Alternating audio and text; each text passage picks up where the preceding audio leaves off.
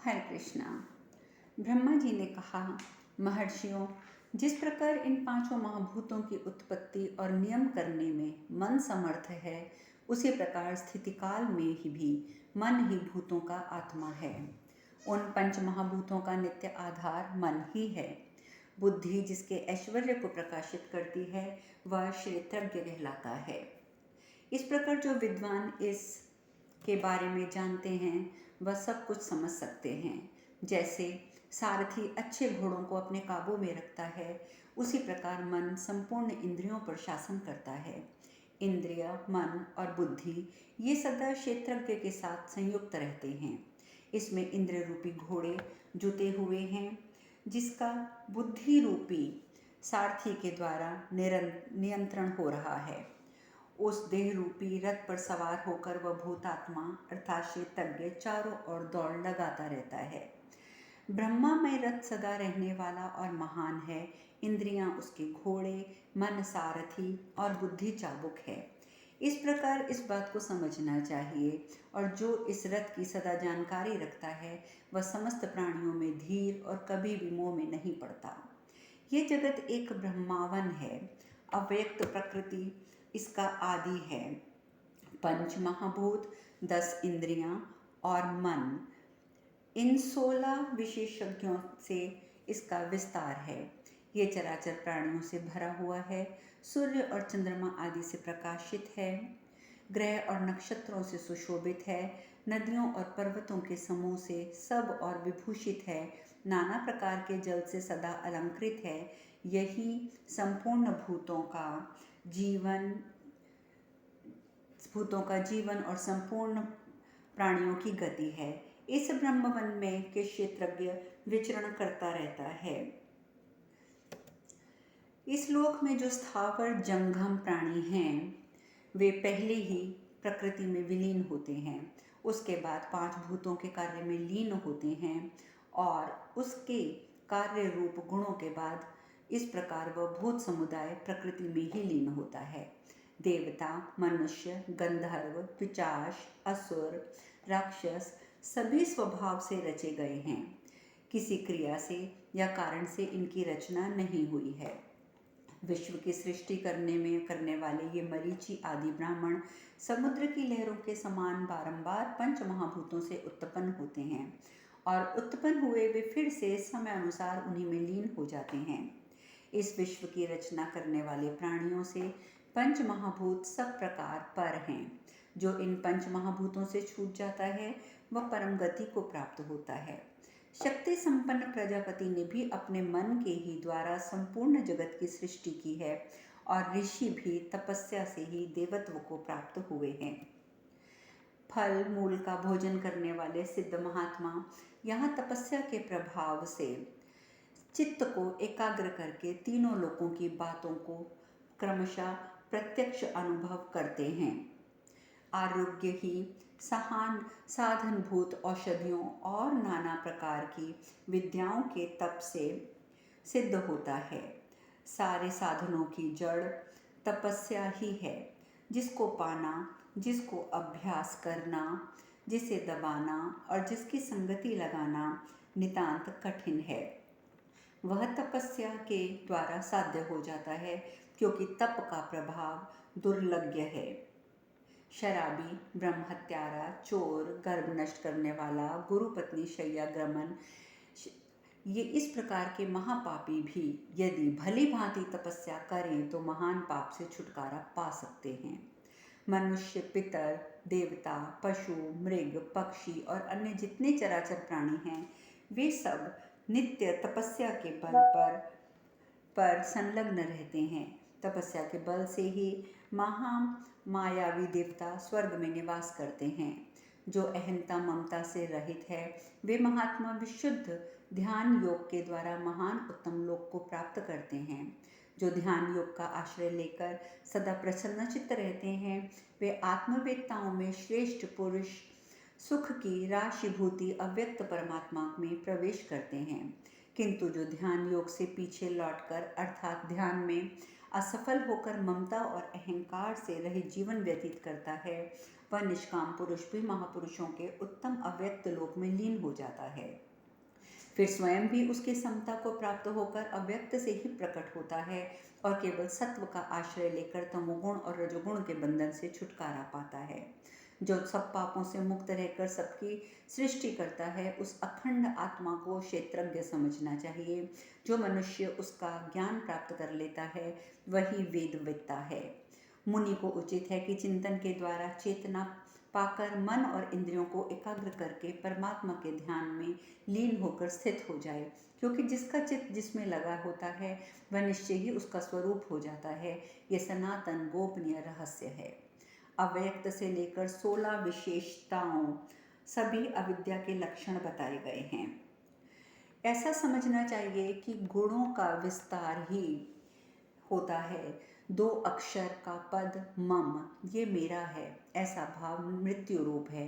और 3 अक्षर का पद नामम, ये मेरा नहीं है, ऐसा भाव सनातन ब्रह्म की प्राप्ति कराने वाला है।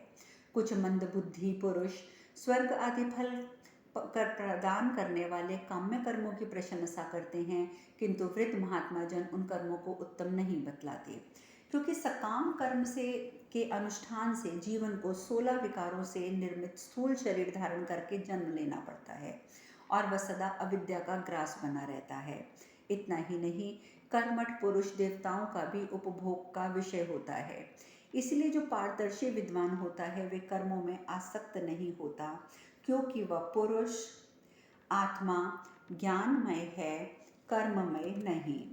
जो इस प्रकार चेतन आत्मा को अमृत स्वरूप, नित्य, इंद्रियातीत, सनातन, अक्षर, जितात्मा एवं असंग समझता है, वह कभी मृत्यु के बंधन में नहीं पड़ता। जिसकी दृष्टि में आत्मा अपूर्व, अकृत, नित्य, अचल, अग्रह और अमृतशाही है, वह इन गुणों का चिंतन करने से स्वयं ही अग्रह, निश्चल एवं अमृत स्वरूप हो जाता है।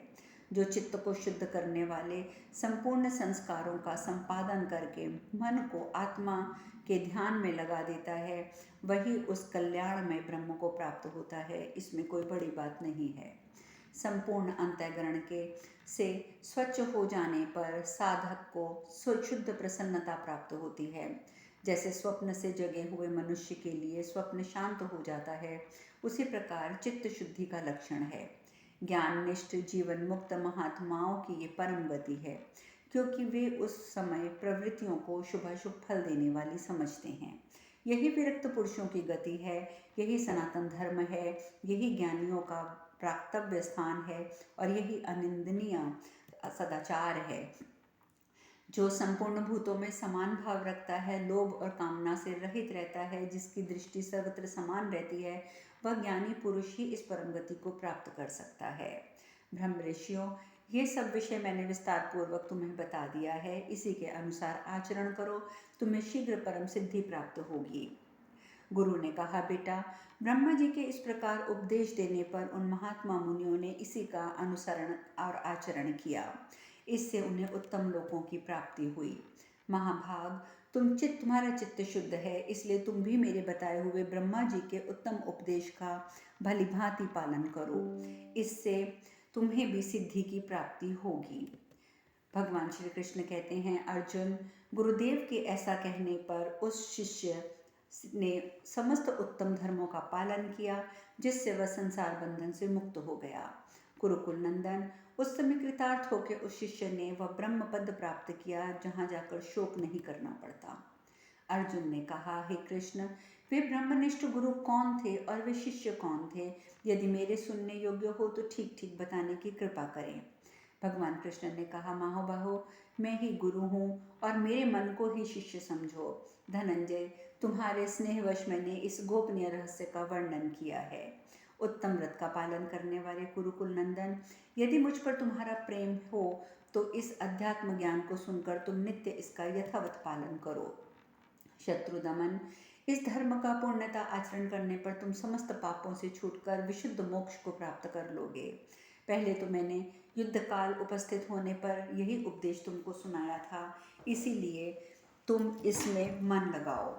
भरत श्रेष्ठ अर्जुन, अब मैं पिताजी का दर्शन करना चाहता हूँ। उन्हें देखे बहुत दिन हो गए हैं। यदि तुम्हारी राय हो तो उनके दर्शन के लिए द्वारका जाओ।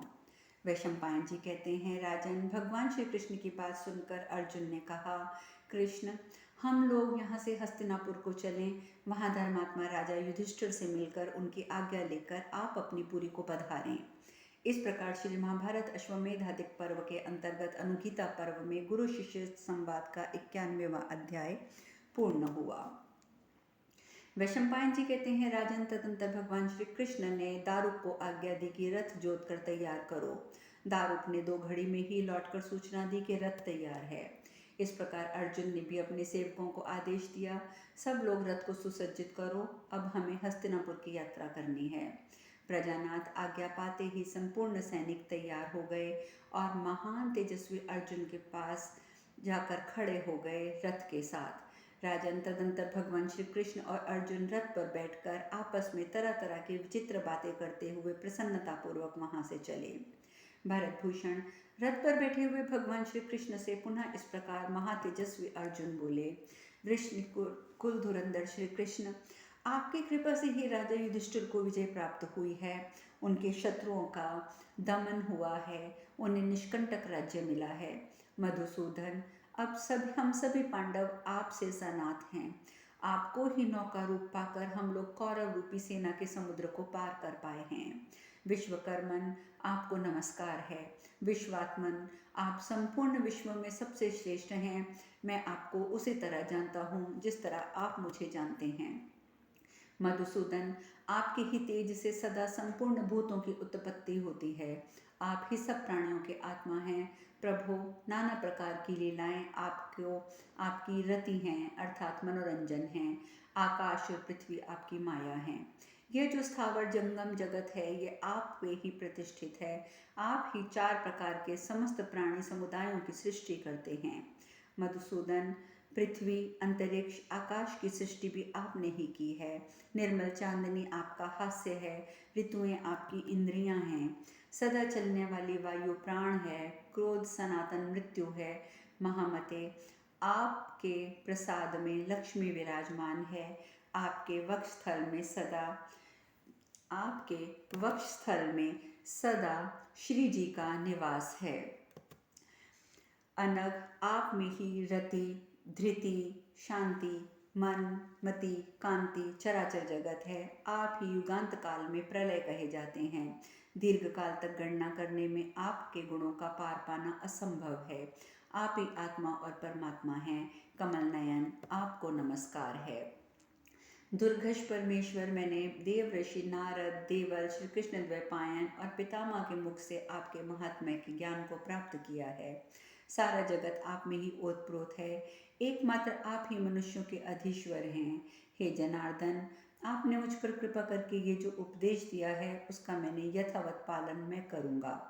हम लोगों का प्रिय करने की इच्छा से आपने ये अत्यंत अद्भुत कार्य किया है कि धृतराष्ट्र के पुत्र कुरुकुलंक पापी दुर्योधन युद्ध में आपने भैया के द्वारा मरवा दिया। शत्रु की सेना को आपने ही अपने तेज से दग्ध कर दिया। तभी मैं युद्ध में उस पर विजय पा सका। आपने ही ऐसे ऐसे उपाय किए जिससे ये विजय सुलभ हुई।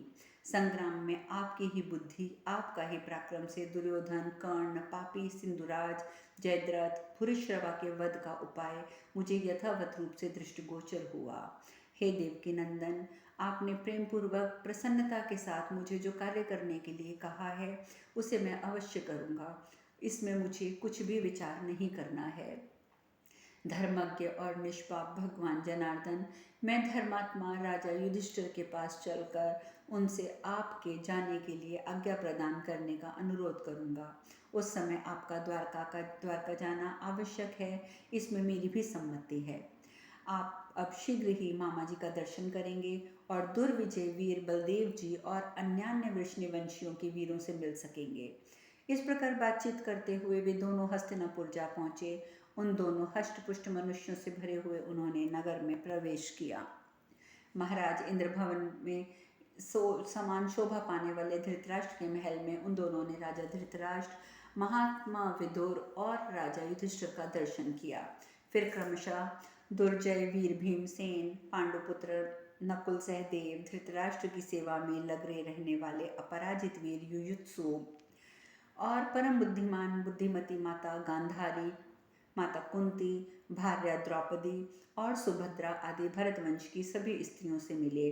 गांधारी की सेवा में रहने वाली उन सभी स्त्रियों का उन दोनों ने दर्शन किया। सबसे पहले उन शत्रु दमन वीरों ने राजा धृतराष्ट्र के पास जाकर उनके चरणों का स्पर्श किया। उसके बाद महात्माओं ने गांधारी, माता कुंती, धर्मराज, युधिष्ठिर और भीमसेन को भी प्रणाम किया। फिर विदुर जी से मिलकर उनका कुशल समाचार पूछा। फिर वैश्यपुत्र महारथी महामना युयुत्सु को भी हृदय से लगाया। तत्पश्चात उन सब के साथ वे दोनों बूढ़े राजा धृतराष्ट्र के पास बैठे रहे। रात हो जाने पर मेधावी राजा धृतराष्ट्र ने उन कुरुश्रेष्ठ वीरों तथा भगवान कृष्ण को अपने अपने घर जाने के लिए विदा किया। राजा की आज्ञा पाकर सब लोग अपने अपने घर चले गए। महापराक्रमी भगवान श्री कृष्ण अर्जुन के घर में रह गए। वहां उनकी यथोचित पूजा हुई और संपूर्ण अभिष्ट पदार्थ उनकी सेवा में उपस्थित किए गए। भोजन के पश्चात मेधावी श्री कृष्ण अर्जुन के साथ ही सोए। जब रात बीती और प्रातःकाल हुआ तब पूर्वाह्न में ही क्रिया, संध्या, वंदन आदि करके दोनों परम पूजित मित्र धर्मराज युधिष्ठिर के महल में गए, जहाँ महाबली धर्मराज अपने मंत्रियों के साथ रहते थे। उस परम सुंदर सुसज्जित भवन में प्रवेश करके उन महात्माओं ने धर्मराज युधिष्ठिर का दर्शन किया, मानो दोनों अश्विनी कुमार देवराज इंद्र से आकर मिले हों। श्री कृष्ण और अर्जुन उन राजाओं के पास पहुँचे। तब उन्हें देखकर उनको बड़ी प्रसन्नता हुई। फिर उनकी आज्ञा पा देने पर वे दोनों मित्र आसन पर विराजमान हुए। तत्पश्चात वक्ताओं में श्रेष्ठ भूपाल शिरोमणि मेधावी युधिष्ठिर ने उनके कुछ कहने के लिए इच्छुक देखकर उनसे कहा, यदुकुल और कुरुकुल को अलंकृत करने वाले वीरों, मालूम होता है कि तुम लोग मुझसे कुछ कहना चाहते हो। जो भी कहना हो कहो, मैं तुम्हारी सारी इच्छाओं को शीघ्र पूर्ण करूँगा। कुछ भी मन में अन्यथा विचार ना करो।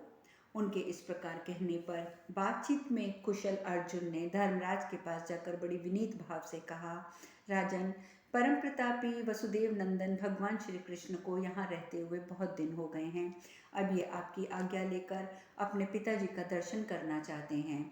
यदि आप स्वीकार करें और हर्षपूर्वक आज्ञा दे दें तो ये वीरवर श्री कृष्ण आनर्त नगरी द्वारका को जाएंगे, अतः आप इन्हें जाने की आज्ञा दे दीजिए।